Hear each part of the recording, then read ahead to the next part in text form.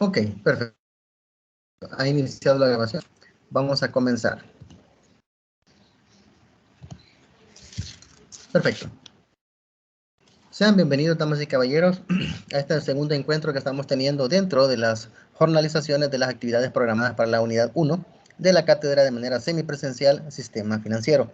Recordarles que la primera vez que tuvimos la oportunidad de reunirnos, hicimos los primeros acercamientos a lo que era la disciplina, a lo que era la asignatura, y estuvimos revisando el apartado de la unidad 1, donde dimos un primer acercamiento a lo que era el sistema financiero a través del estudio de lo que era el sistema y el dinero. Estuvimos hablando un poco de las habilidades a desarrollar, platicamos acerca de los contenidos y formalmente le dimos revisión y discusión a los contenidos de la semana 1, que comprendía el sistema financiero, y la semana 2, que eran los activos financieros, donde hablábamos del dinero como un activo. En ese caso, ahora vamos con la continuación de las actividades y por lo tanto, el objetivo de esta reunión, damas y caballeros, es primero, darle continuidad a los temas de la unidad 1 y segundo, finalizar con estas temáticas para efectos de ir dando por cerrada la unidad, dado que si se percatan en la plataforma, ustedes pueden ver que tenemos el contenido de la semana 3, que es la demanda del dinero, y la semana 4, que es el ahorro transferible, donde vamos a hablar del significado y uso del crédito. Y cerramos la unidad con la evaluación formativa, que esta no tiene ponderación, y mencionamos de nuevo las referencias para efectos de consulta, ¿verdad? Tanto físicas como digitales. En ese sentido,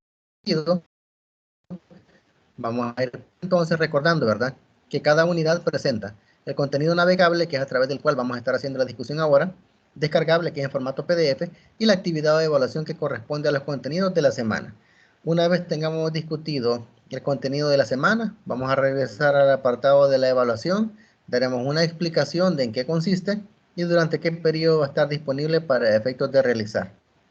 Entonces, recordarles, damas y caballeros, que si hay alguna duda, inquietud, pues perfectamente pueden a través de la plataforma, ¿verdad? Hacer la indicación ahí, levantar la manito, para efectos de que puedan hacer algún tipo de consulta, o bien también invitarle, ¿verdad? A que hagan ustedes opiniones, a que emitan comentarios, a que hagan sus valoraciones, porque todo aporte es bienvenido, ¿verdad? Recordemos que aquí todos estamos aprendiendo, toda opinión es válida, toda opinión es útil, y sirve para que vayamos construyendo el conocimiento, ¿verdad? Así que les invito, por favor, a participar activamente en el desarrollo de la jornada de este día y obviamente, ¿verdad? Opiniones, comentarios, sugerencias son bienvenidos. Igual cualquier consulta que se tenga, pues trataremos de responderla a la brevedad. En ese sentido, damas y caballeros, damos entonces inicio formalmente al contenido de la semana 3, donde vamos a hablar siempre dentro de lo que es el apartado de la unidad 1, acerca de lo que es el estudio del sistema financiero y el dinero. En este caso, recordar, ¿verdad? Que como en las primeras jornadas, en los primeros temas, perdón, de la jornada anterior, empezamos a hablar de lo que es el sistema financiero, sus componentes, las distintas relaciones, los actores que participaban, etcétera, y qué papel jugaba el dinero dentro del sistema financiero. En este momento vamos a darle continuidad y vamos a profundizar temática vinculada a ese tipo de contenido. Para ello, mencionaremos un poco de que vamos a ampliar el detalle del estudio del sistema financiero y sus componentes. ¿Cuáles son esos componentes? Los agentes económicos, los distintos activos financieros que se transan en el sistema, especialmente el dinero, obviamente, ¿verdad? Vamos a hablar también de los mercados, porque dentro del sistema financiero hay varios mercados, dentro de los cuales por su naturaleza y característica hay que clasificarlos para saber en cuál de ellos es que se debe participar y por qué. También vamos a recordar un poco sobre los entes reguladores e intermediarios, que son los que canalizan los flujos de fondos entre las entidades o personas que tienen superávit y aquellas personas o entidades que tienen necesidad de financiamiento, ¿verdad? En este caso, recordar, ¿verdad?, que es necesario tener nociones claras de cómo opera el sistema financiero, porque como futuros gestores de finanzas, futuros tomadores de decisiones en el campo de la ciencia empresarial, tenemos que tener certeza de saber qué tipo de respuesta dar ante los inminentes cambios que se están dando en tiempos de crisis, como la que estamos viviendo actualmente. Entonces, es necesario ver de qué manera, a medida vamos desarrollando los temas, podemos tener un elemento claro para efecto de toma de decisiones partiendo primero de lo que es el ámbito de finanzas personales, ¿verdad? Es decir, lo que nosotros como personas, como consumidores, tenemos que conocer para el manejo eficiente del dinero, así como lo que tenemos que implementar ya a la hora de ser tomadores de decisiones en una empresa. ¿Qué recalcamos en este punto? Mencionamos el hecho de que aquí se va a desarrollar, se les va a compartir un test a través de un enlace que ustedes deben desarrollar, que tiene que ver con el hecho de un ejercicio de presupuestación. Es decir, que se les va a dar a ustedes una introducción a la generación de presupuestos personales para que ustedes aprendan a discernir qué es importante, qué es relevante y qué es urgente dentro de la asignación de fondos, ¿verdad? Igual vamos a generar una aproximación hacia el debate de la eficiencia del sistema mediante el hecho de las innovaciones tecnológicas, las nuevas formas de hacer comercio con el dinero y su financiero. Todo ello porque pretendemos la análisis financiero del contexto. Mañana tengamos más certeza en la toma de decisiones. Cuando nos referimos a más certeza, no significa que vamos a estar libres de cometer errores. No, en ningún momento. Eso es imposible. Sin embargo, debemos tratar de garantizar que el tipo de situaciones en las que nos encontremos promuevan la menor cantidad de errores posibles. En ese aspecto, entonces, vamos de lleno, ¿verdad? Si no hay dudas, si no hay inquietudes, si ha quedado claro con la forma en la que pueden participar, con la forma en la que vamos a desarrollar la jornada y las explicaciones que vamos a dar de las distintas actividades. Arrancamos formalmente entonces con la primera de las 4 lecciones de la unidad 3. La primera lección es la demanda del dinero. Una característica de los mercados es que son leyes que ustedes perfectamente conocen que tienen que ver con leyes de oferta y demanda. Dentro de la perspectiva del sistema financiero, el dinero se constituye en un bien, que es el que transa de manos y el por el cual hay que pagar un precio. Es decir, así como hablamos de bienes materiales, ¿verdad? Así como hablamos de un servicio que hay que pagar para poderlo recibir, en términos del sistema financiero, el activo principal que se comercia es el dinero. Entonces, la característica del dinero como un bien que intercambia de manos a través de un precio es muy distinta, su demanda es muy distinta a la de cualquier otro bien. ¿Por qué? Porque una característica es que el dinero, como tal, es utilizado para dos cosas. Desde la perspectiva normal, típica, racional, es que el dinero es utilizado como medio para realizar transacciones. Es decir, que lo utilizamos para realizar pagos de todo aquello que queremos adquirir. Compra de un bien, compra de alimentación, pago de vivienda, adquisición de vestuario, etcétera. Esa es la razón fundamental, la razón principal por la cual se usa dinero en una economía, pero también está la otra, que es que el dinero se demanda como un activo, es decir, como un medio a través del cual yo puedo hacer más dinero, ¿sí? Así como la compra y venta de artículos de primera necesidad, por ejemplo, se adquieren, se paga un precio y después se venden a un precio un poco mayor para que ese diferencial sea un beneficio a favor del intermediario, lo mismo sucede con el dinero. Entonces, el dinero cuando se demanda como activo, ¿en qué consiste? En utilizarlo como un bien para que a través de la especulación se genere beneficio.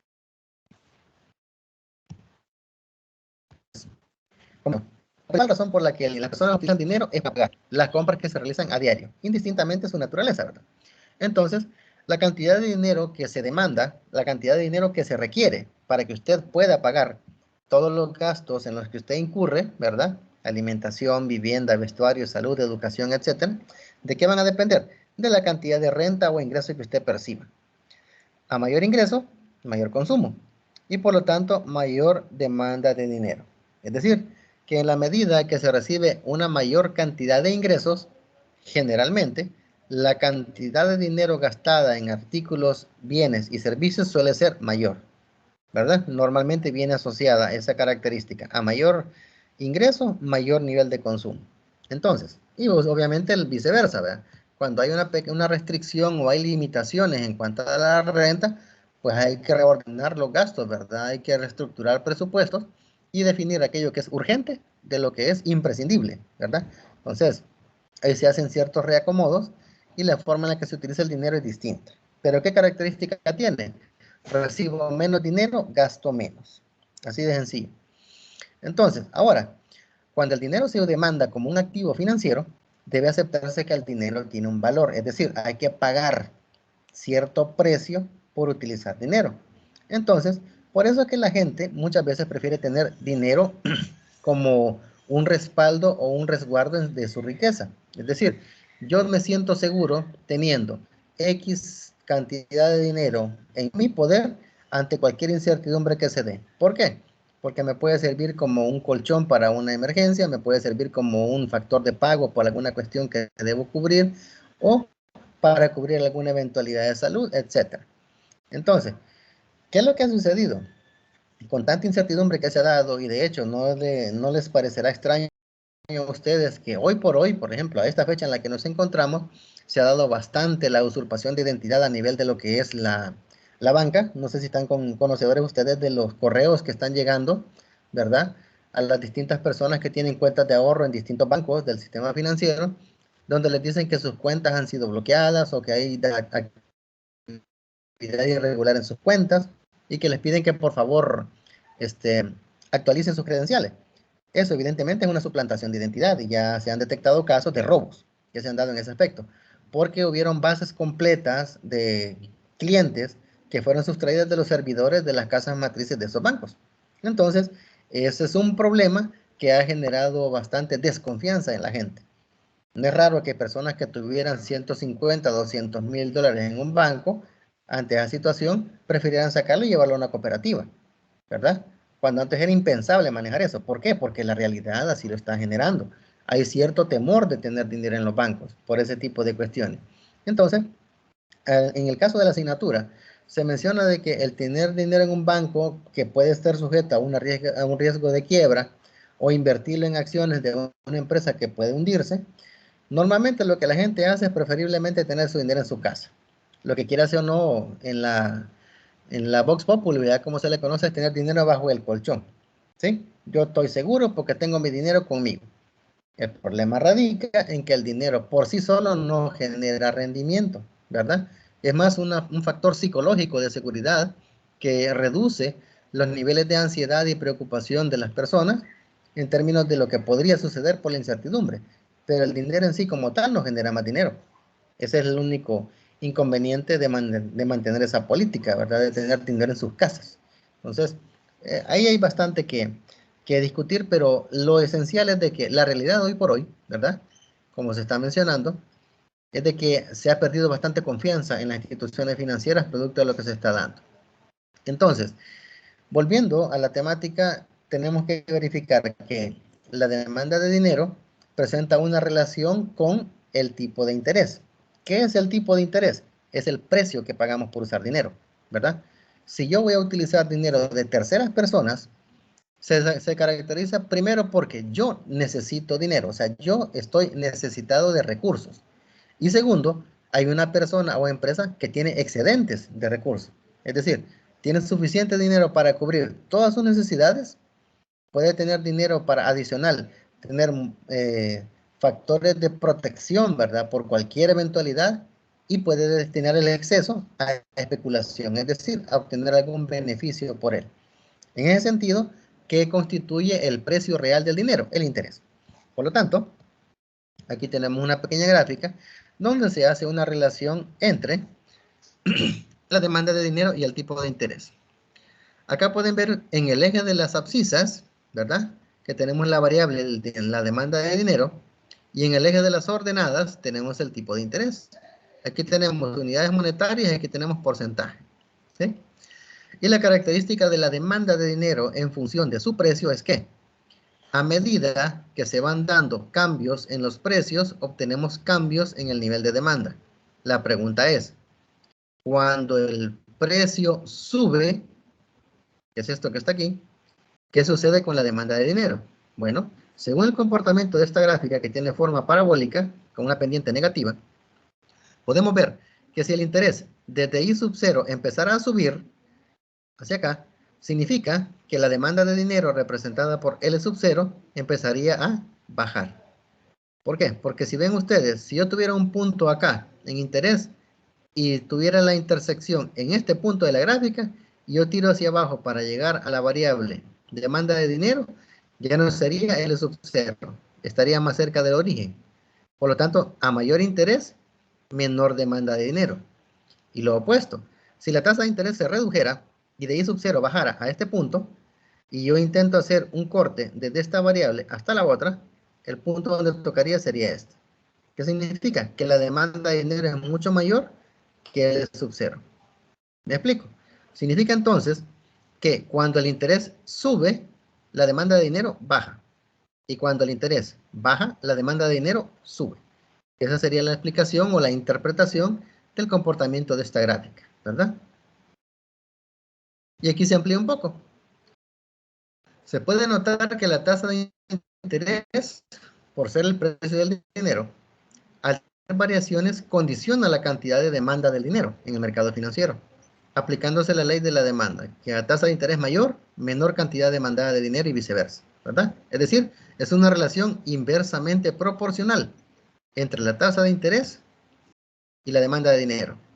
A mayor interés, menor dinero. Interés crece, demanda de dinero baja. O sea, directamente inversa. Si la tasa de interés baja, la demanda de dinero sube. Relación directamente inversa. Y también tenemos que verificar el nivel de dinero en función de la demanda de dinero, perdón, en función del nivel de renta. Es decir, aquí tenemos una variable. La variable de interés contra lo que es demanda de dinero. Y ahora vamos a ver lo que es la variable renta o ingreso contra la demanda de dinero. Pero ¿qué sucede? Pueden ver ustedes acá que esta gráfica es idéntica. Aquí. No sé por qué se habrá generado ese tipo de carga de archivo, porque en esencia la gráfica es la misma. Entonces, les voy a compartir la gráfica correcta, que es esta. Pueden ver ustedes que no son las mismas variables que estamos hablando, porque en este momento, al hacer la comparativa, teníamos interés y demanda de dinero. Y ahora estamos comparando demanda de dinero contra el nivel de renta que se está percibiendo. ¿En función de qué? Del incremento que hay acá. Puede verse aquí, en esta gráfica, que en el eje de las abscisas, igual, ¿verdad? Tenemos demanda de dinero, y en el eje de las ordenadas tenemos el nivel de renta, ¿verdad? Que sería aquí y prima, ¿verdad? Pueden ver ustedes que cuando estamos hablando de que hay un cambio en el nivel de renta o ingreso, el nivel de demanda de dinero tiende a cambiar también. ¿Por qué? Así como en los bienes en la demanda, perdón, de bienes de mercados normales, ¿verdad? Donde hablamos de bienes y servicios, ¿qué sucede? Cuando la tasa de interés es fija, es decir, el precio, ¿verdad? Se ha mantenido fijo y los ingresos de la población cambian, hay cambios en la demanda. ¿Cómo así? Cuando hay un aumento en los ingresos, puede ser que a alguien le mejoren el salario o que alguien tenga un empleo y de repente pueda tener oportunidad de tener otro empleo que en el mismo mes calendario le genere otro ingreso, o una persona que sea empleada y de repente le salgan oportunidades de dar capacitaciones, consultoría u otro tipo de servicios profesionales que también generen ingresos. ¿Qué pasaría entonces? El nivel de ingreso en el mismo periodo subiría. ¿Y qué pasa con el hecho de que haya más ingresos? La demanda de dinero aumenta. Pueden ver ustedes que hay un salto de la gráfica que está en color rojo a la gráfica de color verde. ¿Por qué? Porque si el precio se mantuviera constante, al tener yo más dinero, yo puedo comprar más dinero. Es decir, este salto que hay aquí significa que tengo un cambio en el nivel de demanda de dinero. ¿Por qué? Porque en vez de estar generando el nivel de demanda a este punto, lo hago hasta aquí. Evidentemente, este punto es más alto que el anterior. Por lo tanto, la demanda de dinero salta de D a D', es decir, hasta este punto. Cuando hay un aumento de salario, ya sea por lo que hemos mencionado, ¿verdad? Aumento de sueldo, otro trabajo u otro tipo de ingresos, ¿verdad? Derivado de otro tipo de actividades. Por otra parte, una reducción en los ingresos, que es lo contrario, ¿verdad? Sería acompañado por una menor demanda de dinero. ¿verdad? Puede decir que hay una relación directa entre los ingresos y demanda de dinero. Significa que mientras más dinero yo dispongo, tengo más condiciones para comprar dinero, ¿verdad? Y viceversa. Mientras menos dinero yo dispongo, menos dinero puedo comprar. Recordar, ¿verdad? Que el dinero que yo percibo es una cosa, lo que conocemos como renta, ¿verdad? Y el dinero que estamos comprando es un activo financiero. Hay que discernir uno de otro, ¿verdad? El dinero que llega a usted a su bolsillo, producto del trabajo, por medio de un salario o de ingresos de alguna naturaleza, es el dinero que usted tiene, ¿verdad? Pero el dinero que usted puede comprar con eso que usted ha percibido ya es un activo financiero, porque usted lo hace en función de la especulación, ¿verdad? De algún beneficio que puede obtener. Entonces, esta es la gráfica correcta, ¿verdad? Para realizar la interpretación de el vínculo que hay entre el nivel de renta y la demanda de dinero. Entonces, cuando analizamos la gráfica, ¿verdad? Que es esta que tenemos acá, podemos ver que si la tasa de interés es fija y los ingresos cambian, el aumento de ingresos provoca aumento en la demanda de dinero y viceversa. Es decir, aquí hay una relación directamente proporcional entre ingreso y demanda, que es distinta a la que existe aquí. Aquí es directamente inversa, ¿verdad? O inversamente proporcional, como se le conoce en matemática. Pero aquí, que es este punto, es una relación directa. A mayor ingreso, mayor demanda de dinero. Y viceversa. ¿Me explico? Obviamente, si hay dudas o inquietudes, por favor, háganmelo saber para ampliar alguna duda que haya quedado por ahí, ¿verdad? Pueden hacerlo ahora o en el momento que estemos ya finalizando el tema, como ustedes gusten. Ahí recuerden que el espacio siempre está abierto, ¿verdad? Entonces, por esos dos fenómenos, los especialistas financieros recomiendan diversificar el riesgo, es decir, no depender de una sola fuente de ingresos. ¿A qué nos referimos? Si una persona desea generar algún tipo de inversión y, obviamente, al hacer una inversión asume un riesgo, lo ideal es de que no concentre todo su dinero en una sola inversión. ¿Por qué?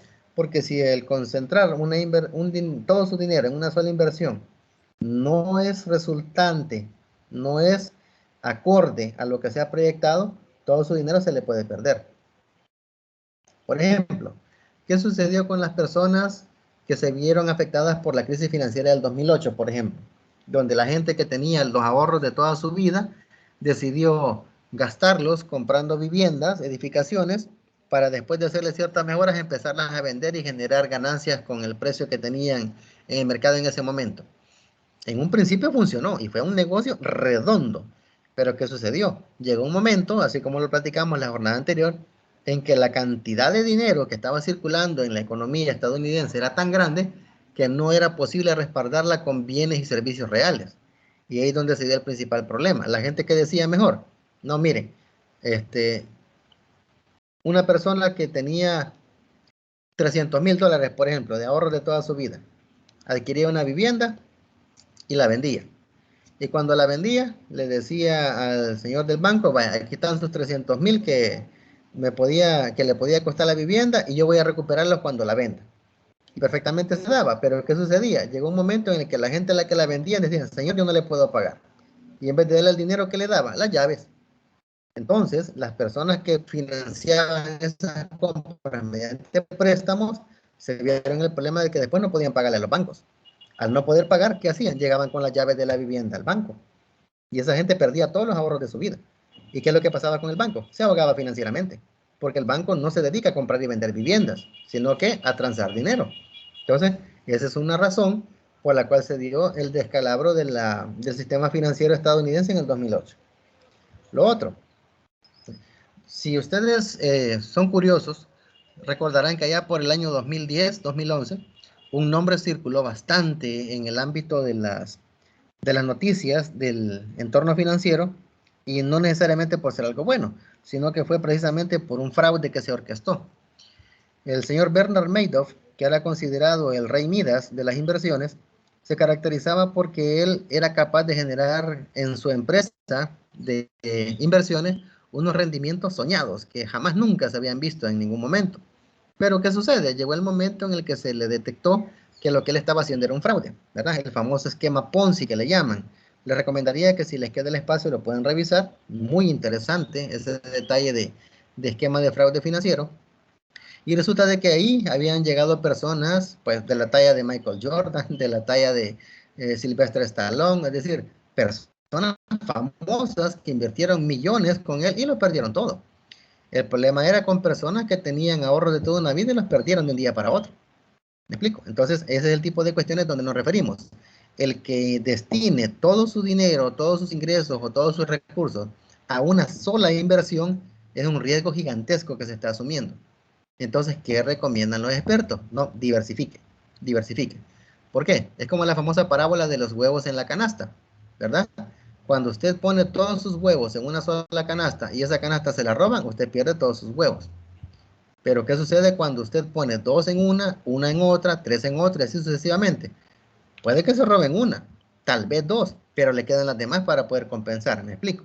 Entonces, más adelante, en otras jornadas que tengamos en la asignatura, vamos a ampliar un poco más el papel de la diversificación en la manera en la que podemos reducir el riesgo. Pero dejo la idea, ¿verdad? Les invito a que busquen esa situación del fraude orquestado por Bernard Madoff, ¿verdad? Así como se escribe, Bernard Madoff, y también lo del que es el esquema Ponzi, para que se hagan una idea de a qué nos referimos con el hecho de tener que diversificar el riesgo, ¿verdad? Para no tener el problema de perder todo en algún momento, ¿verdad? Para no depender de una sola fuente de ingresos. Aquí están las referencias bibliográficas, ¿verdad? Para esta unidad, pueden verificarlas, pueden revisar, para poder ampliar un poco más el detalle de lo que hemos platicado. Lo que es el nivel del primer 1, 3. Ahora vamos a un 2, que tiene que ver con la importancia del dinero. Es decir, ¿qué tan relevante es el dinero en una economía? Veamos.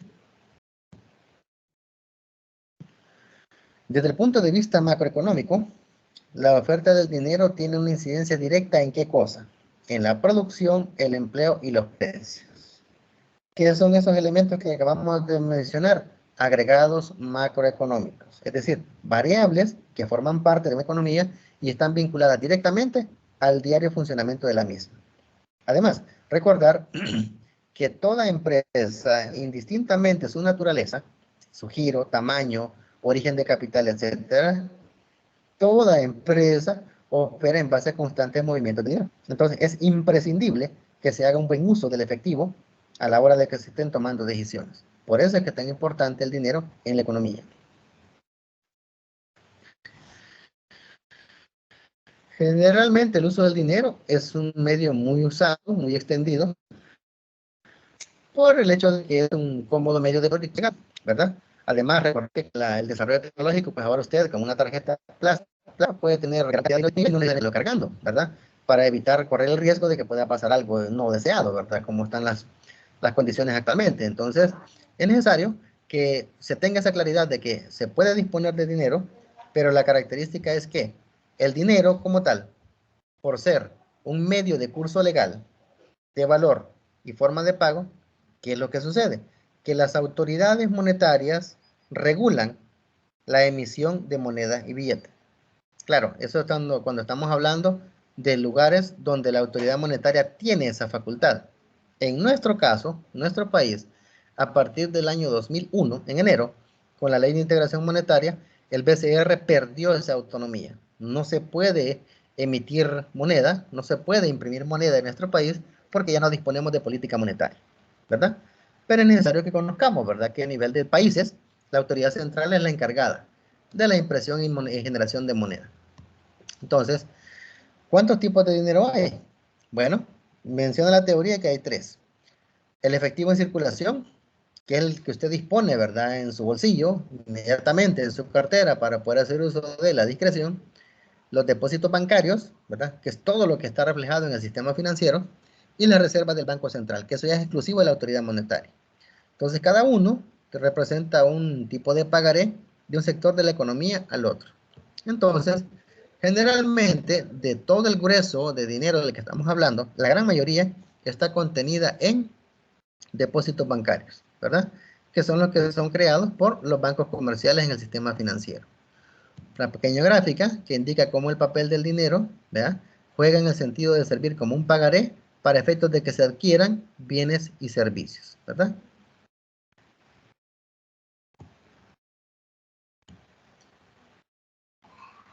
Si bien es cierto, el dinero permite que se puedan hacer ese tipo de adquisiciones, ¿verdad?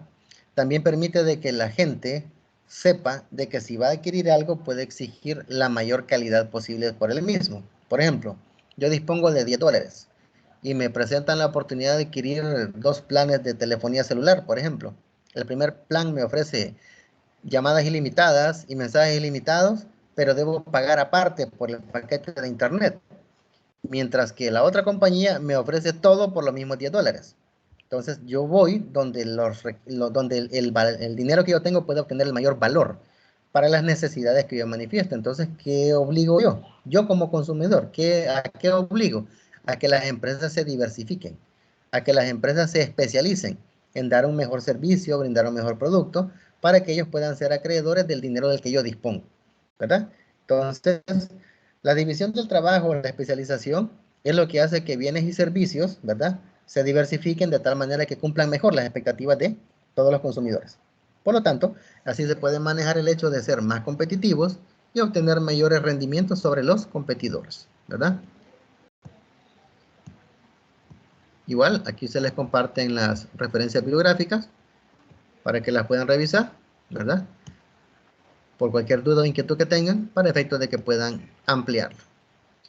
Después tenemos la lección 3, que tiene que ver con ya la cambiante definición de la oferta monetaria.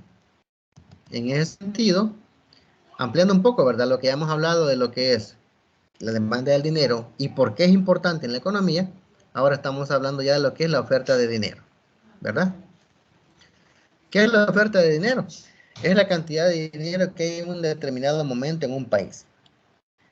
En marzo del 2016, el FMI publicó un manual de estadísticas monetarias y financieras, que es el primer esfuerzo a nivel mundial por hacer una definición estándar de los distintos agregados monetarios. Es decir, que indistintamente de qué país se trate, se ratifica la masa monetaria con distintas características.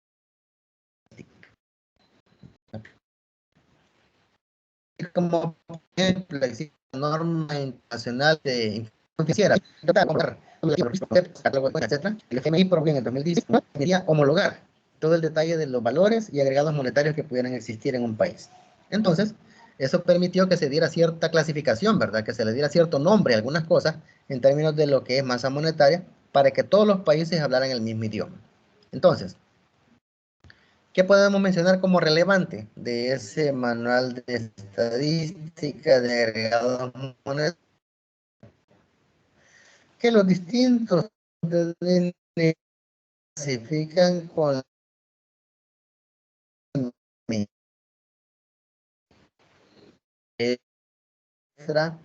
con la que una codificación, ¿verdad?, que permite el dinero más, es que le llama a esa clasificación agregados monetarios.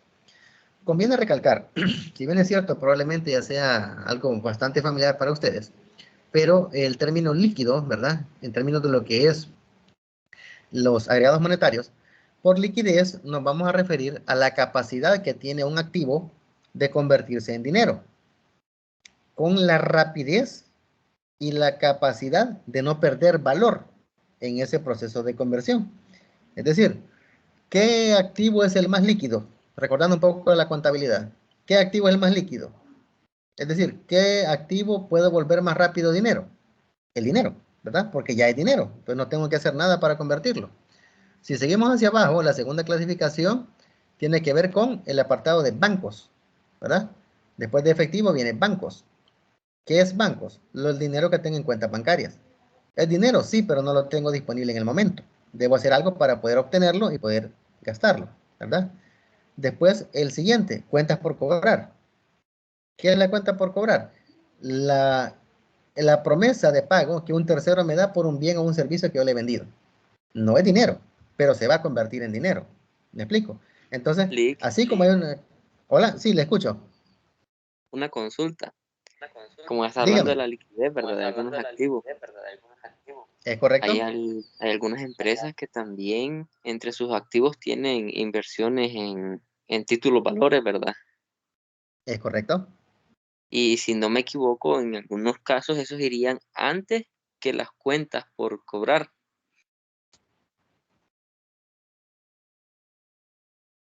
Exacto. Excelente. Después vendría el valor que se tiene picado por a lo que es actividades de inversión especulativas en dinero. Es correcto. De hecho, le agradezco porque se me adelantó al hecho de que yo manejaba la clasificación estándar, ¿verdad? Del balance general, donde hablábamos de una empresa que no especulaba dinero, ¿verdad? Pero ya una vez una empresa tiene excedentes y destina fondos a actividades especulativas, justo después del dinero vienen los valores negociables, ¿verdad?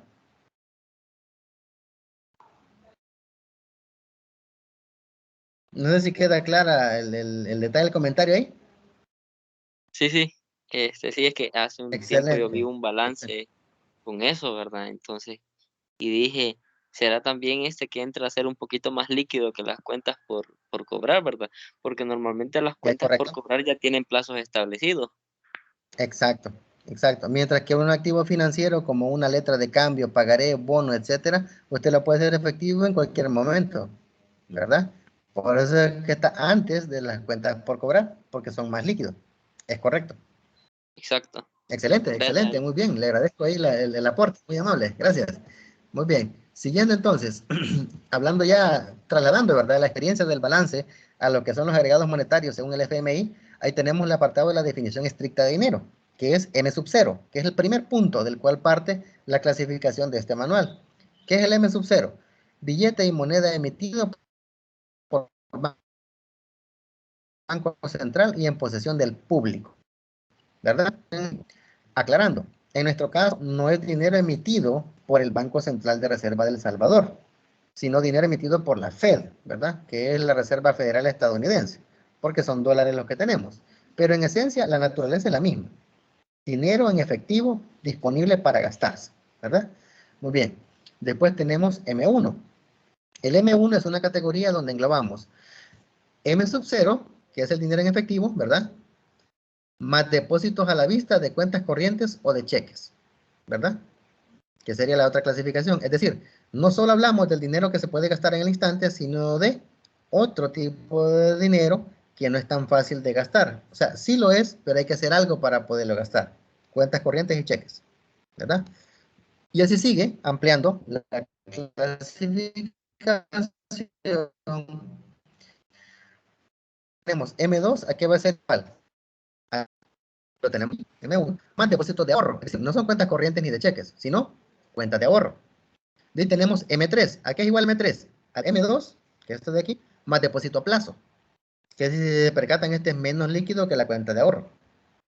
Y por último, M4 es igual a M3 más bonos de tesorería para,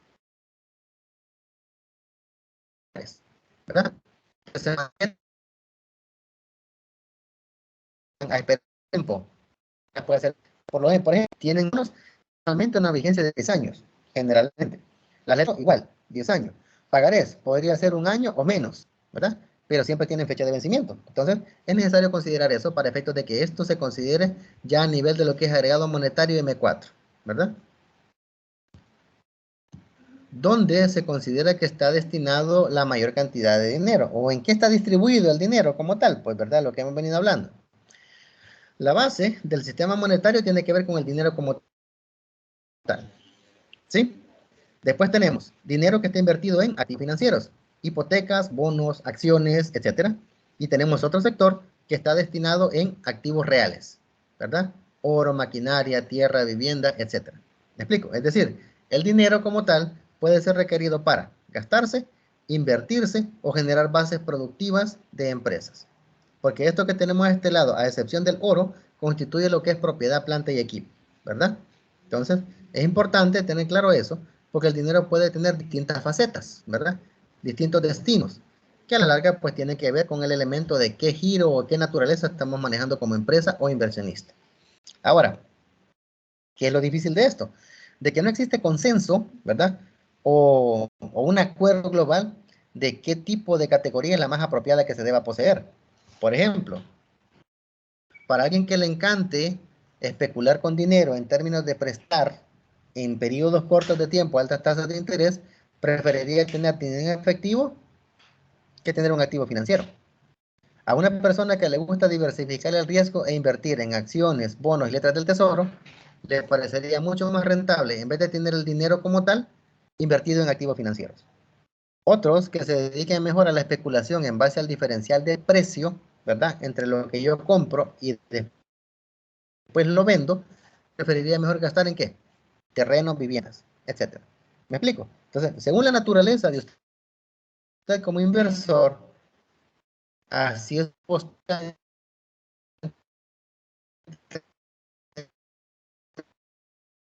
en activos, ¿me explico? Hay tanto, pues no es muy fácil llegar a un consenso o a un acuerdo al respecto. ¿De qué va a depender? De la cantidad de ingresos actuales, objetivos y expectativas que se tengan, ¿verdad? De eso va a depender. En el apartado de la política monetaria, ¿verdad? Recordando que como país no tenemos, pero sí es necesario recordar un poco el apartado de lo que la teoría indica al respecto. El dinero, como dijimos en su momento, afecta muchas variables macroeconómicas, ¿verdad? Y por lo tanto, los directores de los países en términos de la toma de decisiones, ¿verdad? Los políticos que están en el gobierno, son los que tienen que ver la necesidad de establecer políticas económicas adecuadas, políticas económicas eficientes, que vayan orientadas a promover ese equilibrio, esa estabilidad. Generalmente, la forma en la que los gobiernos administran la política monetaria es en base a dos cosas. Uno, la cantidad de dinero que circula y dos, el costo que ese dinero tiene en el momento, ¿verdad?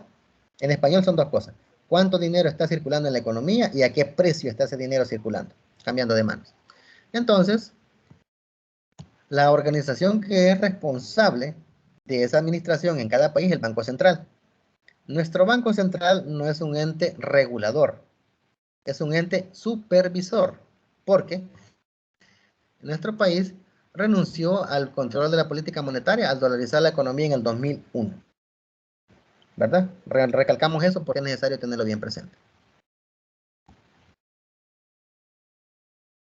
Ahora, ya viendo un poco lo que era la política monetaria, donde dijimos, ¿verdad? Que comprende básicamente el controlar la cantidad de dinero que circula y el precio que se debe pagar por ese dinero, la otra variable también a nivel macro es el apartado de la política fiscal. Esta política fiscal tiene que ver con las decisiones sobre el gasto gubernamental y la aplicación de impuestos. En esencia, el gasto gubernamental es la salida de dinero, ¿verdad? Que el gobierno tiene.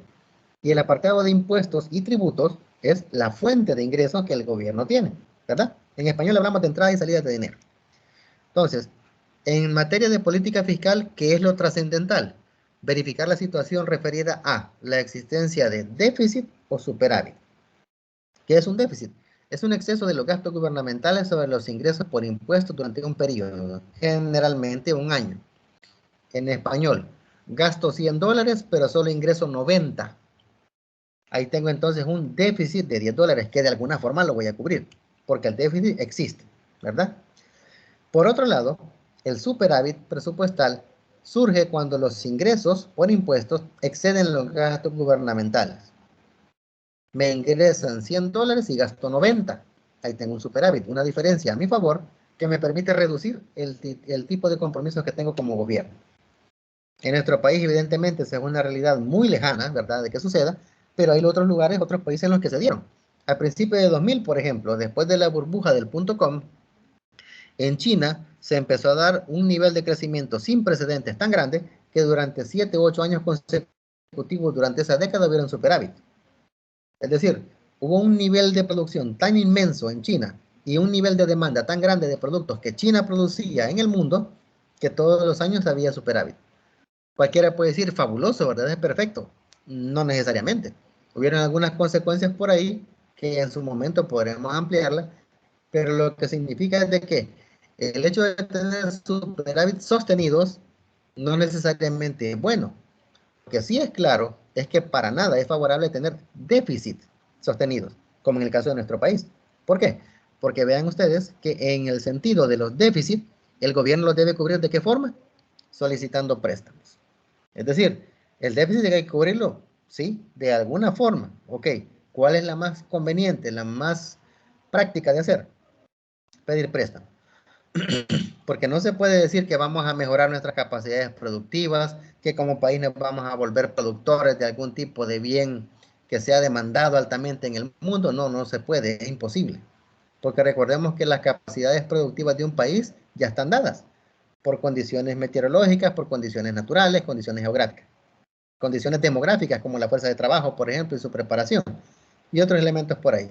Entonces, ¿qué es lo que se tiene que hacer? Por la urgencia, cubrirlo a través de un préstamo.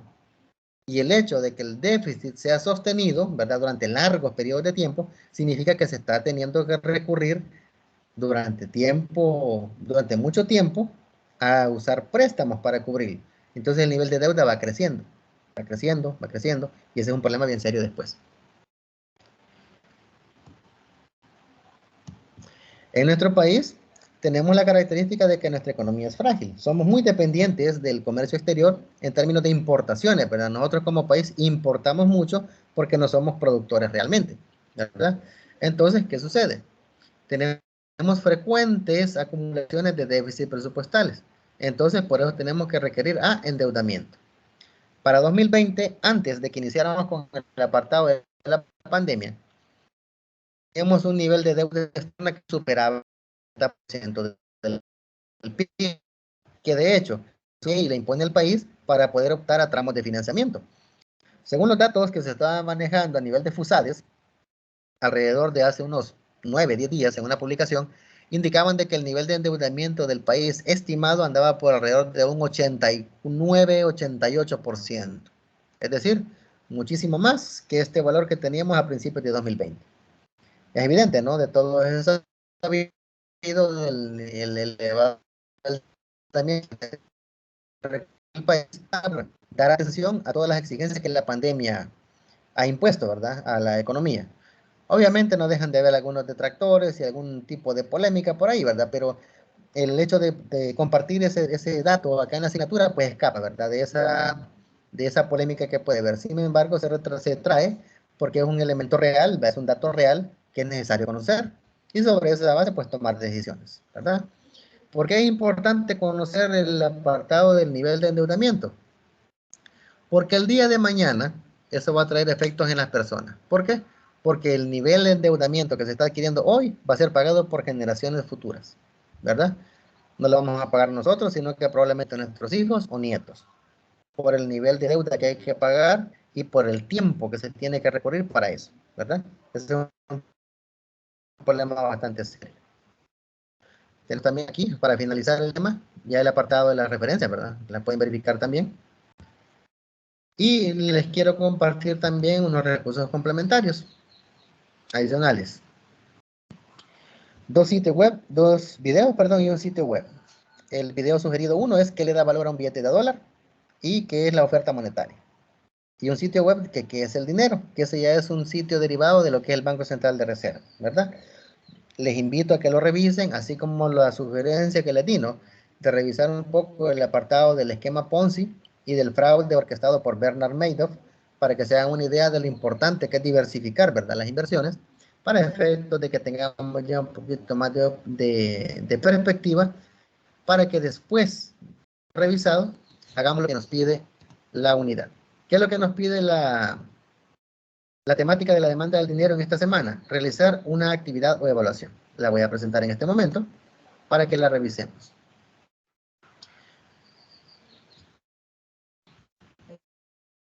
¿En qué consiste esa actividad?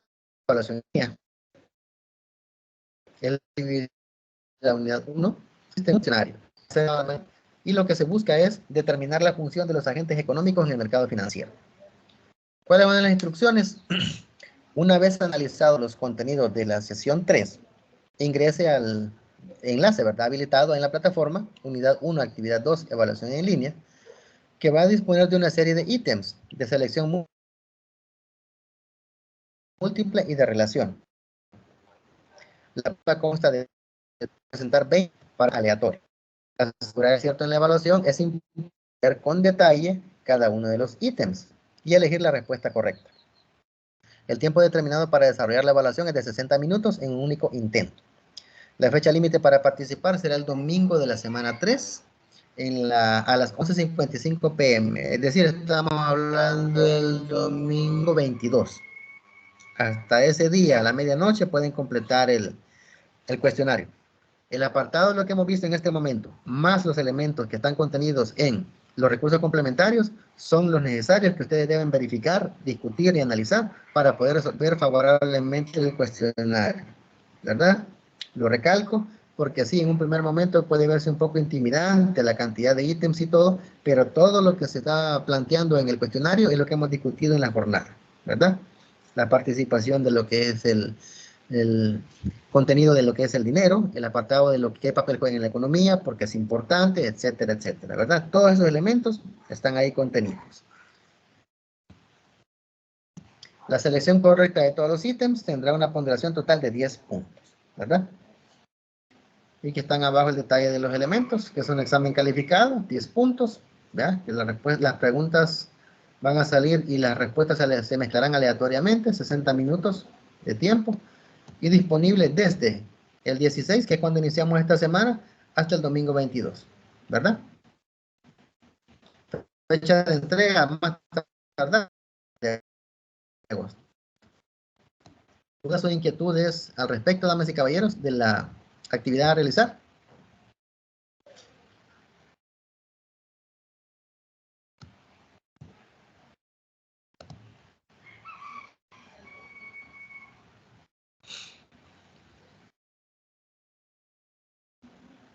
¿No hay duda, compañeros, en términos de lo que se debe realizar con la actividad? Si no las hay, por favor me confirman para continuar con el tema que correspondería a la semana 4, que es el ahorro transferible.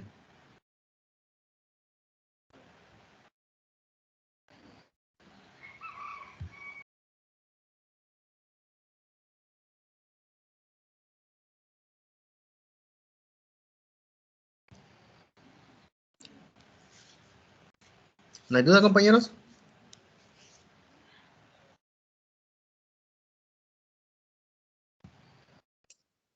No, Lee, creo que todo está bastante claro. Ok, perfecto, excelente, excelente, muchas gracias. Muy bien, entonces entramos al último tema de la unidad 1 para ir cerrando ya los contenidos de esa unidad y vamos a ver lo que es el ahorro transferible, significado y uso del crédito.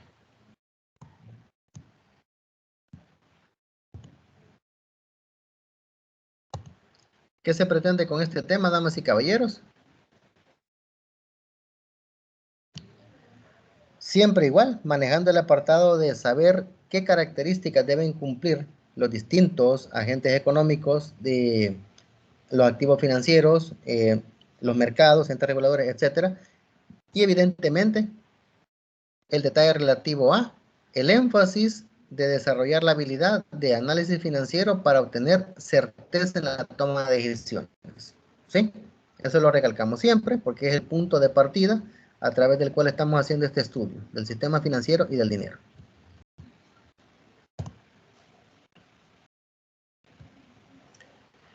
El primer tema de la lección es el ahorro transferible, significado y uso del crédito. ¿Qué es el ahorro transferible? Incluye los depósitos a la vista, por cheque o giro, cheques bancarios, usados como medio de pago y depósitos para efectuar pagos. Es decir, no hablamos del dinero que disponemos en nuestros bolsillos o nuestras carteras, sino todo aquello que está resguardado en una entidad financiera, en distintos tipos de productos, pero que está resguardado en una entidad financiera. Eso es lo que nos referimos por ahorro transferible, ¿verdad? Lo interesante de este tipo de activo es que el titular puede retirar el dinero en cualquier momento, sin límites o pagando pequeños intereses si las operaciones que se realizan sobre él son muchas. Como el uso de los cajeros automáticos, ¿no? Banco Agrícola, por ejemplo, maneja la política de 5 transacciones de cajero automático gratis en el mes. Usted hace más, ya le cobra, ¿verdad? Un porcentaje. Otros bancos manejan que desde la primera transacción, desde una consulta que usted haga, ya le empiezan a cobrar. Y así sucesivamente, ¿verdad? Depende de cada entidad financiera. Hay otras entidades que, por ejemplo, si usted quiere mover una cantidad un poco fuerte de dinero, arriba de $5,000, tiene que pagar, ¿verdad? Un porcentaje por ese movimiento de dinero. Y así sucesivamente. Entonces, el movimiento generalmente suele darse casi siempre sin ningún tipo de recargo, o si hay un recargo es poco, relativamente poco. ¿Qué es lo que tiene como característica el ahorro transferible? De que permite a las personas mantener capitales protegidos en bancos y usarlos cuando deseen. Obviamente, ¿verdad? Retomando lo que dijimos hace un momento, de que hay un poquito de pérdida de credibilidad o de confianza en las entidades financieras por las suplantaciones que se han dado, ¿verdad? Entonces, es de tener esa precaución ahí. Hablando un poco de lo que es el origen del crédito, esto surge como una ayuda de los que producen excedentes a los que producen déficit. Es decir, personas que tienen excedentes de dinero, que no tienen ningún tipo de uso específico para ese excedente, pueden facilitárselo a otros que requieren dinero para alguna labor productiva, ¿verdad? Entonces, de poco a poco el crédito se separa de la ayuda mutua entre miembros de comunidad, destinándose a actividades no ligadas directamente con la subsistencia, lo cual ya ocurre en el modo de producción esclavista, que esos fueron los primeros orígenes, ¿verdad? En ese entonces de lo que se tenía que conocer o se llegaba a conocer en aquel momento como crédito, ¿verdad? Ahora, ¿qué es crédito en sí, verdad? Primero partimos de la definición etimológica. Crédito proviene del latín creditum, que tiene que ver con la raíz credere, que significa tener confianza, ¿verdad? El crédito ofrece liquidez inmediata en tiempos o situaciones que se hace difícil tener ciertas cantidades de dinero. Es decir, me permite tener en el instante una cierta cantidad de dinero que de otra forma no me es posible disponer. Y casi siempre tiene que ver con un destino particular, ¿verdad? Una necesidad que se está generando, que se está gestando y debe ser cubierta, casi siempre. Entonces, por ejemplo, la petición de un crédito es una forma de financiar el pago de compras, de una compra. Por ejemplo, usted necesita comprar un vehículo y las condiciones en las que usted está no le permite disponer de todo el dinero de un solo momento, usted puede optar por un crédito.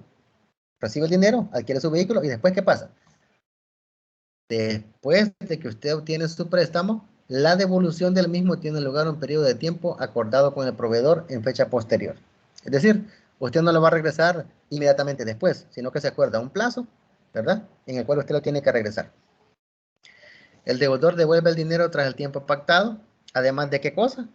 Los intereses, que son las ganancias del acreedor. Lo que veníamos diciendo desde la presentación anterior, que los intereses son el precio que nosotros pagamos por el dinero de terceras personas, ¿verdad? Por usar ese dinero. Entonces, se recalca que con un crédito se puede hacer todo tipo de compras, desde las simples y cotidianas que tienen que ver con alimento, vivienda, vestuario, salud, etcétera, hasta aquellas más grandes y ya especializadas, una vivienda, un vehículo, maquinaria, etcétera. Es importante conocer acerca del funcionamiento del crédito, porque eso permite tener aquella habilidad, tener aquella disciplina de poder reducir costos y utilizar el crédito de una forma más adecuada, ¿sí? El crédito, como toda herramienta financiera, es útil si se sabe manejar correctamente, pero también es peligrosa si no se sabe manejar correctamente. Entonces, por eso es importante que discutamos ese tema, primero a nivel de finanzas personales y también después a nivel de decisiones empresariales. Un elemento que es útil mencionar, y de hecho me encanta recalcarlo a la hora de compartir estas experiencias, es el hecho de que tenemos que diferenciar entre crédito y préstamo. Generalmente, en la Vox Populi, se tiende a confundir o se tiende a traslapar los conceptos o contenidos de cada uno, pensando que son lo mismo, ¿verdad? Hay gente que en vez de decir, voy a sacar un préstamo al banco, dice, voy a pedir un crédito al banco. Hay personas que dicen, no, voy a pedirle crédito a la señora de la tienda porque le voy a pagar en el fin de semana, que es cuando me pagan. O sea, hay que saber discernir entre lo que es un crédito y un préstamo. Entonces, vamos por partes. Préstamo es la operación financiera en la que una entidad o persona prestamista entrega a otra prestatario una cantidad fija de dinero al comienzo de la operación, con la condición de que el prestatario devuelva esa cantidad junto con los intereses pactados en un plazo determinado. La amortización o pago, ¿verdad?, de este préstamo normalmente se realiza mediante cuotas regulares. Pueden ser mensuales, trimestrales, semestrales. Casi siempre son mensuales. Casi siempre. A lo largo de las, ¿sí? Es un crédito, la actividad de dinero con un límite fijado que una entidad pone a disposición de un cliente, como por ejemplo las tarjetas de crédito. Al cliente no se le entrega la cantidad de golpe al inicio de la operación, sino que podrá utilizarla según la necesidad de cada momento. Los intereses y de los créditos suelen ser más altos que los de un préstamo, con la variante de que solo se paga por la cantidad utilizada. En español, diferencia entre préstamo y crédito. Usted llega a un banco y pide un préstamo de $1000, a usted le otorgan los $1000 y usted desde el momento en que recibe ese dinero, indistintamente lo gaste, lo ahorre, lo invierta, se le pierda, etcétera, desde el momento en que usted lo recibe, usted asume un compromiso con la entidad financiera. E inmediatamente después, según el plazo acordado, por ejemplo, un mes, usted debe pagar su primer cuota. En esa cuota va a ir capital más interés. Esa es la característica de un préstamo. Indistintamente el destino que usted le dé, está obligado a pagar un plazo después, según lo que se ha acordado, la primera cuota. ¿Me explico? Ese es un préstamo. Crédito. Usted va y solicita una tarjeta de crédito por $1000 y se la dan. Usted recibe la tarjeta, pero usted la guarda y no la necesita. Durante los primeros 30 días, por ejemplo, 30 días después, usted no va a pagar nada, porque al no haber utilizado la tarjeta, usted no ha consumido parte de la cantidad que le dispusieron a su disposición en esa tarjeta. ¿Qué sucede si usted dispone de $1000 y gasta 100? 30 días después, en fecha de corte, usted debe pagar esos $100 antes de la fecha de corte.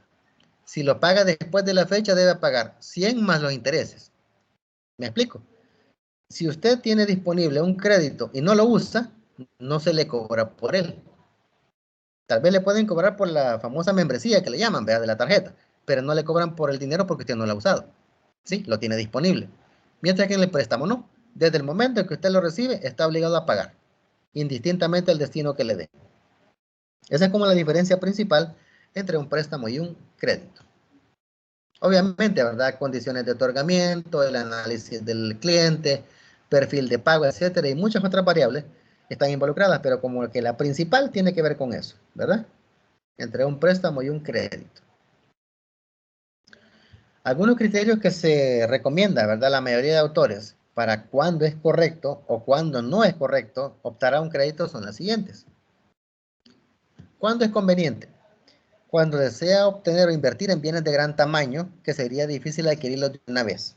Comprar una vivienda, comprar un vehículo, reemplazar un vehículo actual por uno más reciente, ¿verdad?, adquirir maquinaria para invertir en algo, montar una empresa, etc.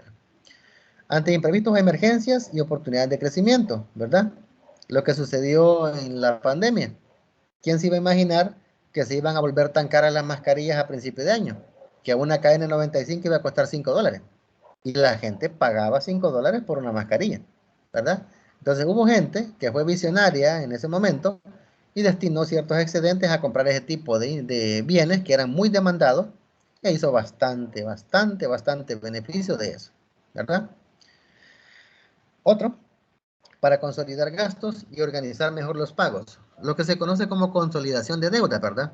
Es mejor pagar una sola cuota, aunque sea un poquito alta, que estar pagando 6 cuotas pequeñas, porque cada cuota comprende interés, recargo, el apartado del compromiso adquirido en función de alguna garantía, etcétera. Es decir, la consolidación de deudas siempre busca, ¿en qué sentido? Uno, ordenar las finanzas de la persona que opta por ella, y dos, tratar de evitarle el comprometer tanta liquidez, manejando un solo pago en vez de una serie de pagos dispersos, ¿verdad? No hay que obviar que para asumir estos compromisos hay que tener como base una o varias fuentes de ingresos lo más estables posible. Lo que les decía, de que para efectos de otorgamiento evalúan la capacidad de pago del cliente. Y eso lo hacen en función de ¿qué? Fuentes de ingreso, ¿verdad? Eso es en el apartado de por qué es positivo hacer uso de los créditos en algún momento. cuando no es conveniente. Cuando se carece de disciplina en el control de gastos. Es decir, mientras más gano, más gasto. Y no necesariamente porque sea necesario hacerlo, sino que porque puedo hacerlo. O sea, tengo más dinero para gastar y me gusta gastar. Ese es un problema muy serio en algunas personas. Entonces, se termina gastando más de los ingresos que se sostienen con la capacidad de endeudarse. ¿Me explico? Y se mantiene un permanente déficit que toda la vida se tiene que estar cubriendo con otras deudas, agravando más el problema. Segundo, la búsqueda de crédito no obedece al establecimiento de prioridades como parte de un plan de acción. De repente a alguien le llega un mensajito por ahí o le cae un correo. Del banco tal le ofrecemos la promoción porque usted es un excelente cliente y tiene preaprobado la cantidad de tanto. Solo responda al correo sí y ya se le va a hacer llegar el desembolso a su cuenta. Para mucha gente eso es un atractivo difícil de resistir. Y aunque no necesite el dinero, dice que sí. Entonces ese es un problema del por qué requerir a un crédito sin necesidad de hacerlo, ¿verdad? Porque realmente no es una prioridad, sino que es una oportunidad que la gente siente que no puede darse el lujo de perder. El problema es de que eso le va a salir más caro después, ¿verdad? Por no haber hecho un estudio, un análisis un poco más consensuado de si realmente la necesitaba o no. Y tercero, que lastimosamente es un problema que se da mucho a nivel de lo que es nuestra sociedad, es el querer vivir del crédito, ¿verdad? Saltando de un compromiso a otro mediante la consolidación regular. Es decir, tengo un crédito en la institución A, cuando veo que estoy teniendo problemas para pagar, me voy a la institución B para que me den el dinero con el que pago lo que debo a la institución A y me quedo debiéndole a ellos. Pero después resulta que no tengo cómo pagarle a la institución B, me voy a la institución C y así sucesivamente. Hay personas que tienen como forma de vida pasar saltando de una deuda a otra y eso es bien difícil de mantener, bien difícil. Entonces, ¿qué es lo que recomendamos aquí a nivel de lo que es la asignatura? Es que ustedes puedan verificar, puedan completar un test de finanzas personales que tiene que ver con el uso de los créditos y cómo se manejan sus deudas. ¿Qué se les recomienda? Realizar el presente test para diagnosticar la situación actual de sus finanzas personales, para que así reflexionen y de ser necesario hagan cambios positivamente. ¿Dónde está disponible? Acá en este enlace que está en esta parte de la plataforma, lo voy a compartir. Aquí pueden ver ustedes, esta es la página a la que la redirecciona, que es un test para manejo de finanzas personales, crédito y deuda. Aquí está un poco el apartado de lo que les explica, y aquí están los ítems, ¿verdad? Que la clave es que ustedes contesten con la mayor sinceridad posible. Como les repito, aquí no hay respuestas buenas o malas, sino que estamos haciendo un diagnóstico de qué tan eficientes somos en el manejo de deudas y créditos, ¿verdad? Antes de tomar un préstamo, cotizas al menos 3 fuentes de financiamiento con la tasa de entre otros cargos. Si lo hacen sí, pongan sí. Si lo hacen no y no. Y si lo hacen no sé, pues igual, ¿verdad? Aquí está el apartado, ahí están las preguntas, ¿verdad? Son 7. Y aquí dice que el ver cada pregunta y respuesta correcta se le puede dar clic acá. Obviamente no lo voy a dar porque la clave es que aquí lo tienen que hacer ustedes una vez han respondido las preguntas, ¿sí? No tienen que hacer nada en el enlace porque no hay, no es una plataforma interactiva donde van a responder directamente, sino solamente responder a la pregunta con un sí, no o no sé. Y en base a eso le dan clic acá para ver el apartado de las respuestas, ¿sí? Para de que ustedes vean cómo les fue. Eso les va a dar una pauta de cómo están manejando ustedes en perspectiva la cuestión de sus finanzas. Igual, la referencia bibliográfica, ¿verdad? Para que las puedan revisar y también dar alguna ampliación de lo que hemos discutido hasta este momento. El otro tema, es cómo puede el sistema financiero crear y distribuir dinero. Aquí estamos entrando un poco más ya en el apartado técnico, ¿verdad? Ya en el apartado un poco más empresarial, ya en el apartado un poco más de gestión, partiendo de la base que hemos estado discutiendo anteriormente.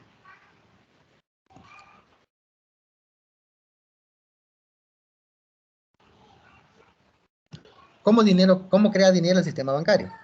Cuando se toma un préstamo bancario o cuando se obtiene algún tipo de financiamiento. ¿Y cuando se destruye? Cuando se extingue la deuda o se paga un préstamo bancario. Es decir, el sistema financiero crea dinero cuando, teniendo un dinero en reserva, teniendo un dinero en depósito, lo entrega a una persona o entidad en concepto de préstamo. ¿Por qué está creando dinero? Porque el dinero que esa persona o entidad recibe le sirve para introducirlo en la economía, ya sea comprando bienes, comprando servicios, comprando activos, etc. Por eso se le llama crear dinero. Cuando estamos hablando de que ese compromiso es pagado, que ese compromiso es extinguido, se destruye el dinero. ¿Por qué? Porque el dinero que estaba circulando, producto de ese préstamo, deja de funcionar, deja de circular, porque regresa donde sale. Entonces, cuando el sector bancario, incluido el Banco Central, compra o vende activos existentes de las familias, más a menudo de empresas y gobierno. Por ejemplo, compra y venta de bonos del gobierno por los bancos es una manera particularmente importante de crear dinero. Y se destruye cuando el gobierno paga sus deudas. ¿Qué es lo que está pasando con la forma en la que el gobierno está financiando los compromisos derivados de la pandemia? Emisión de títulos valores, ¿verdad? La emisión de bonos que el gobierno está dando están permitiéndole reconvertir su deuda. ¿En qué sentido? Que deuda que vencía este año ha sido trasladada a 5 o 10. Es decir, ha sido recomprada esa deuda para que con el crédito que se ha obtenido se pueda pagar esa deuda y el nuevo compromiso pagarlo 5 o 10 años después, ¿verdad? Entonces, ¿qué sucede? Cuando el gobierno vende, cuando el gobierno introduce al mercado esos bonos, lo que hace es que está haciendo que personas de fuera del país inyecten dinero a la economía. Es decir, está creando dinero, porque el gobierno lo que vende es un título valor, ¿verdad? Un activo financiero. Pero ¿qué entra al país? Entra dinero en efectivo. Entonces, ahí estamos creando dinero. Pero ¿qué sucede cuando el titular dice 5 o 10 años después? Ok, yo quiero que me devuelvan mi dinero porque ya voy a regresarles el bono que les compré. Ok, el gobierno regresa el dinero, ¿verdad? Y el tenedor del bono se lo regresa al gobierno. Entonces, ¿qué sucede? Ahí el dinero se está destruyendo porque está saliendo de la economía. ¿Me explico? Entonces, en toda la dinámica de crear y destruir dinero, tiene que ver mucho la regulación y supervisión del Banco Central. En este caso, Banco Central de Reserva y Superintendencia del Sistema Financiero, ¿verdad? Aquí lo que recomiendan es la revisión del artículo 45 de la Ley de Bancos sobre la constitución de reservas de liquidez, que no debe ser mayor del 25% del promedio de los depósitos del sistema bancario. Algunas restricciones que limitan la cantidad de dinero que se puede crear en los bancos son las siguientes. Las reservas fraccionarias, que por ley están definidas, que son límites para crear para la cantidad que se puede prestar en los bancos, ¿verdad? Por ejemplo, un banco no puede prestar más del 20% de lo que es su capital social a una misma persona. Por ejemplo, ¿verdad? Eso lo define la ley. Pero sí puede prestar de manera fraccionada esa cantidad o menos a distintas personas. ¿Me explico? Esa es como una forma de no concentrar el riesgo en un solo cliente, por lo que habíamos mencionado, ¿verdad? La diversificación. Otro es el comportamiento de los tenedores de dinero. Es decir, hay personas que pueden decir, yo voy a comprar un bono para 10 años. Lo voy a tener solamente 2 y después lo voy a regresar. ¿Por qué? Porque no quiero tenerlo 10 años, aunque el bono dure 10, pero no quiero tenerlo 10 años. Lo voy a tener 2 años y cuando el precio mejore lo vendo. Punto. ¿Me explico? Entonces, eso hace que se destruya dinero, porque estoy metiendo el activo financiero y sacando dinero de la economía. Y tercero, la política monetaria si la hubiera, ¿verdad? Que es el manejo de riesgos asociados a la concesión de préstamos. ¿Sí? Tenemos ahí las referencias bibliográficas para que las puedan verificar por cualquier inquietud o duda que se tenga, ¿verdad? Y finalizamos compartiendo un poco un glosario de términos, ¿verdad? Les recomiendo que lo revisen. De hecho, esto es importante revisarlo previo a realizar el cuestionario, ¿verdad? De la semana 3, ¿verdad? El cuestionario que les expliqué hace un momento, porque tiene mucho que ver con estos elementos que están acá, ¿verdad? Agente económico, commodities, acuñación, agente superavitario, etcétera, ¿verdad? Todos estos elementos son importantes de revisar. ¿Sí? Son 15 conceptos nada más que les invito a que los revisen para que los puedan verificar. Y los recursos complementarios. Igual, 2 videos y una lectura sugerida. Un video que te habla de los créditos y los tipos de crédito. Y otro video que habla de la reserva fraccionaria. Una lectura sugerida que es la creación del dinero en la economía moderna, que amplía un poco más de lo que hemos hablado, ¿verdad? De cómo crea y destruye.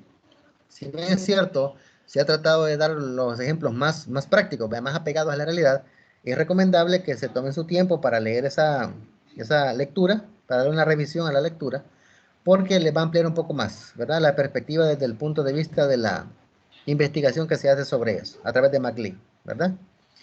Muy bien.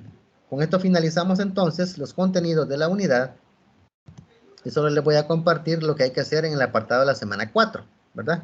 Que es lo que estamos discutiendo. La actividad de evaluación de la semana 4 se le llama modelo financiero. Recalcando que este es un foro de discusión con calificación de 10 puntos. Es decir, es una actividad colaborativa, ¿verdad? La actividad es el modelo financiero, el tipo de actividad foro. La participación es individual, pero se caracteriza porque la participación individual se concentra en un espacio de discusión grupal. Por eso se le llama foro de discusión, ¿verdad? ¿Qué es lo que se pretende hacer? Después de haber revisado los contenidos de la sesión 4, desarrolle la actividad que se le solicita. Debe completar el siguiente documento, matriz de modelo financiero, en la que se detalla el presupuesto individual actual, gastos promedios que se tienen generalmente en un año. El cuadro está preparado en situación actual y situación propuesta, es decir, 2 escenarios, lo que actualmente es y lo que usted pretende hacer. El principio rector de esta actividad se observa en la siguiente interrogante: ¿dónde está mi dinero? Lo anterior lo puede hacer directamente en la plataforma o en el documento adjunto de la matriz desarrollada. Aquí está la explicación de la actividad grupal que les decía, ¿verdad? Que como es la interacción en el foro, aunque la forma en la que van a hacer el modelo financiero es individual, pero van a compartir el detalle respecto a eso en el foro. La interacción, ¿cómo debe ser? Debe ser con mucho respeto. Los comentarios a generar se deben orientarse a avalar, o estar, es decir, estar de acuerdo, o exceptuar, estar en desacuerdo, las propuestas de los demás estudiantes. Obviamente con el debido respeto y con el decoro, ¿verdad? Por ejemplo, si X compañero o compañera dice que él pretende implementar la estrategia X para mejorar sus finanzas, yo puedo estar de acuerdo o desacuerdo. Si estoy de acuerdo, le voy a manifestar el por qué. Y si estoy en desacuerdo con el decoro y el respeto debido, le voy a mencionar por qué discrepo de su opinión, ¿verdad? Eso es clave. Es decir, es importantísimo que todos, además de compartir su modelo financiero, compartan una opinión respecto a lo que otros han compartido con ustedes, ¿verdad? Si usted comenta, esté pendiente de recibir réplicas de respuesta. Si le comentan, responda. Por favor, participe por lo menos 3 veces. Es decir, debemos generar interacción entre todos los miembros del grupo, ¿sí? Si yo, por ejemplo, subo mi matriz modelo financiero, yo puedo esperar que por lo menos 2, 3 personas me den una réplica, una respuesta.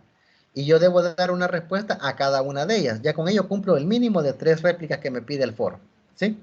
Pueden haber más, si gustan, pero el mínimo deben ser 3. ¿De acuerdo?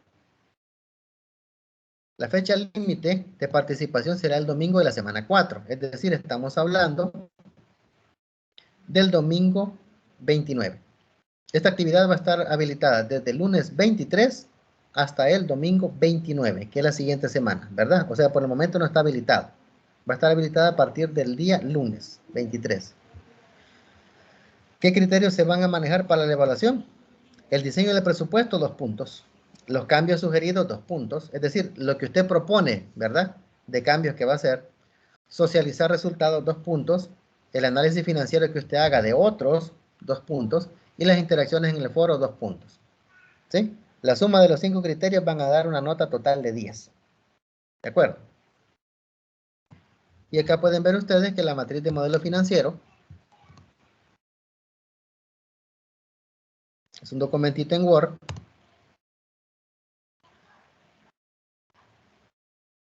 que presenta esta estructura, ¿verdad?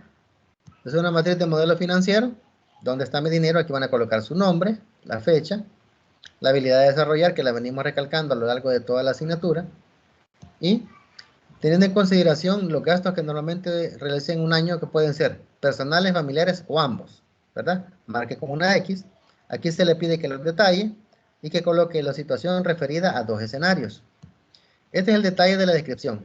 Estos son los mínimos o básicos que se colocan. Pueden ser más. Si usted estima prudente agregar más, puede hacerlo, no hay problema.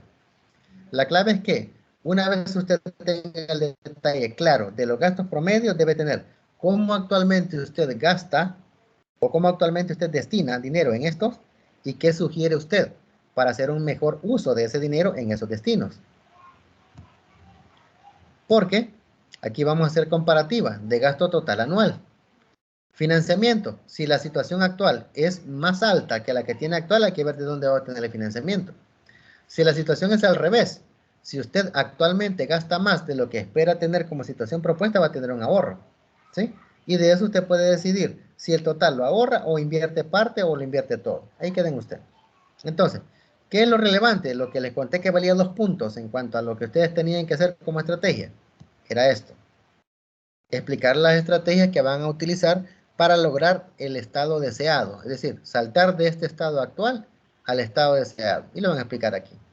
Esto es lo que van a revisar todos los demás para efectos de generar réplicas en el foro, ¿verdad? Para poder asentir o disentir de lo que el compañero está considerando como estrategia para efectos de poder mejorar su situación, ¿sí? Entonces, así estaría la actividad, ¿verdad? Y estaríamos, como les digo, iniciando, perdón, el 23 y cerrando el domingo 29. Queda el espacio para las preguntas, damas y caballeros, si las hubiera. Mientras valoran el dar algún comentario o inquietud, pues voy a tomar la asistencia en este momento.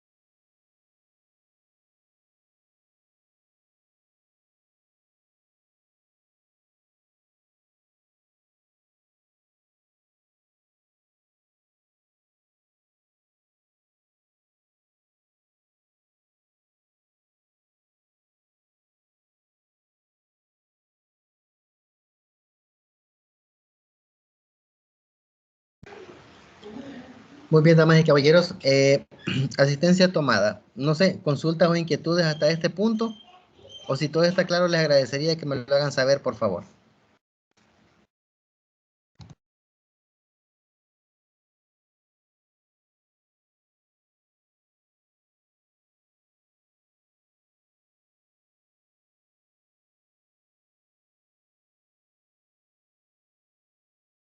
¿Y qué porcentaje tiene el examen de esta semana?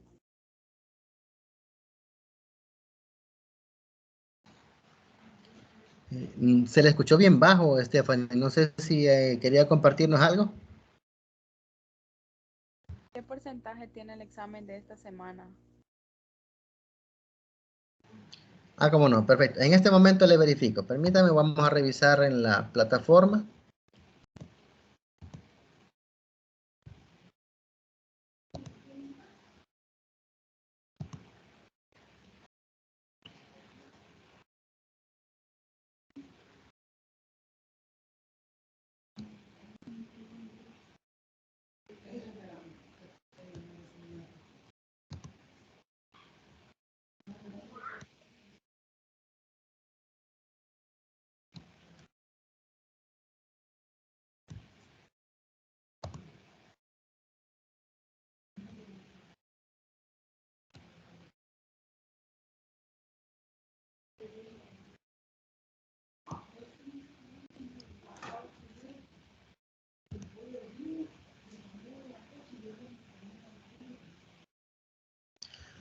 Ok, voy a compartir pantalla en este momento para que vean el detalle de la ponderación.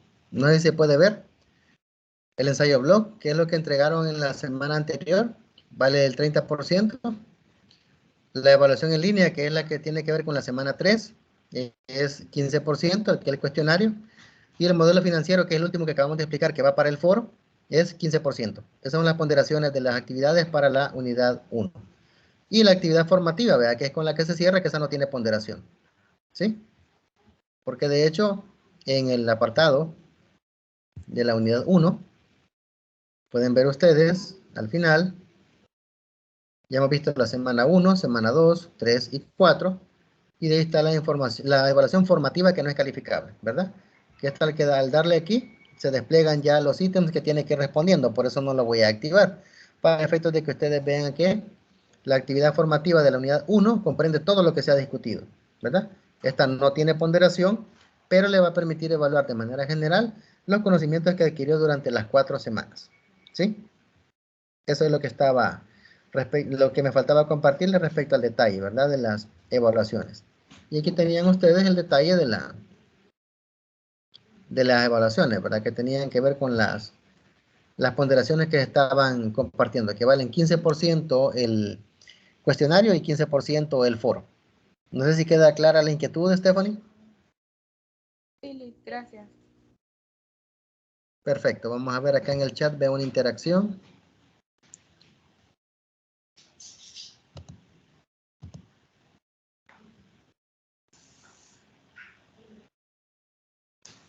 Catherine pregunta, ¿semana 3 y 4 conforman el laboratorio 2? No, la semana 3 es el cuestionario y la semana 4 es el foro.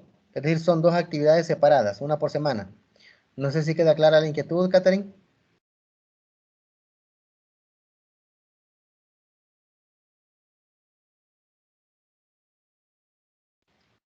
Todo bien, perfecto, perfecto. Ok, si no hay dudas o inquietudes, compañeros, por favor háganmelo saber. Si hay alguna inquietud o algo que podamos ampliar, pues también coméntenmelo para que aprovechemos el espacio, porque recordemos que de aquí nos vamos a reunir, ya les menciono en qué momento. La próxima clase la tenemos programada en la jornada 3, la tenemos programada para el 8 de septiembre, es decir, tenemos cierto nivel de tiempo, ¿verdad? De este momento hasta que nos volvamos a reunir, y por eso les invito a que podamos plantear algunas dudas o inquietudes que tengamos, ¿verdad? Obviamente, si no, pues recordarles, ¿verdad? Que a través de la interacción en mensajería interna o en el foro, podemos plantear cualquier inquietud que tengan ustedes al respecto. ¿Me confirman, por favor, si todo está claro para ir dando por cerrada la jornada? Les agradeceré ahí a través de mensajería o en el audio, no hay problema.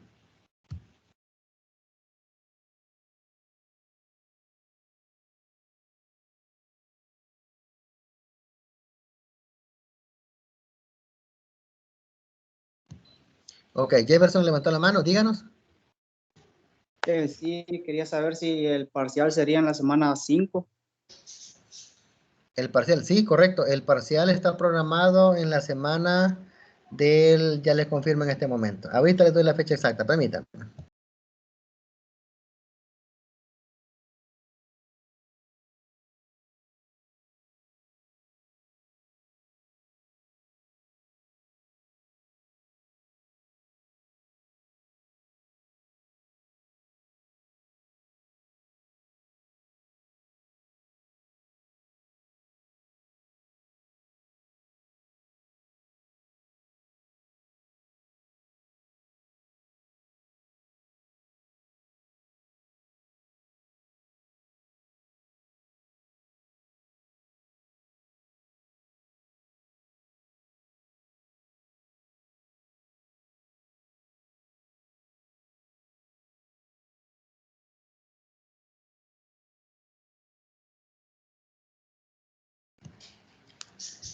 El primer examen parcial estaba programado para realizarse en la semana que va del 30 de agosto al 5 de septiembre, según la calendarización que nos compartieron en la reunión que nos dieron las autoridades de la universidad.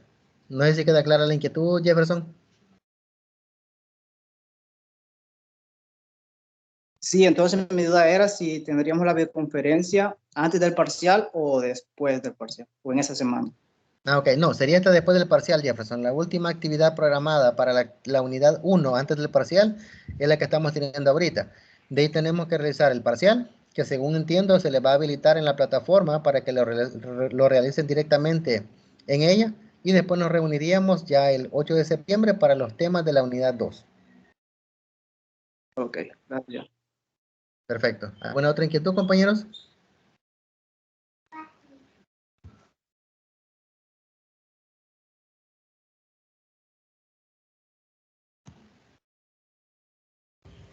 Buenas tardes, licenciado. Entonces, para el parcial no habría que ir a la universidad, sino que sería virtual.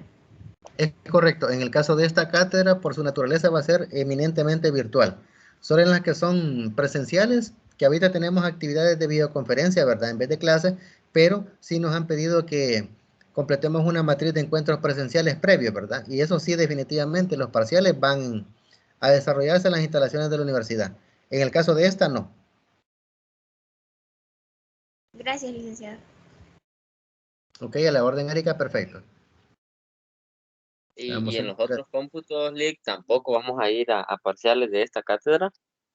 Es correcto, no se tiene programado realizar actividad presencial de exámenes de lo que es la cátedra de Sistema Financiero por su naturaleza, porque es de naturaleza virtual. Ok, excelente. Gracias por la respuesta. A la orden, Eric, perfecto.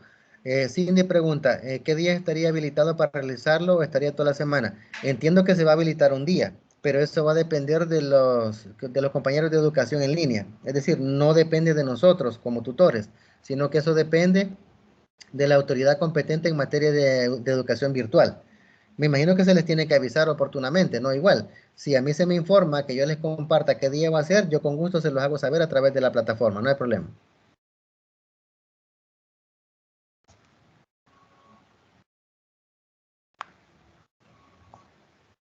No sé si queda claro el comentario, Cindy.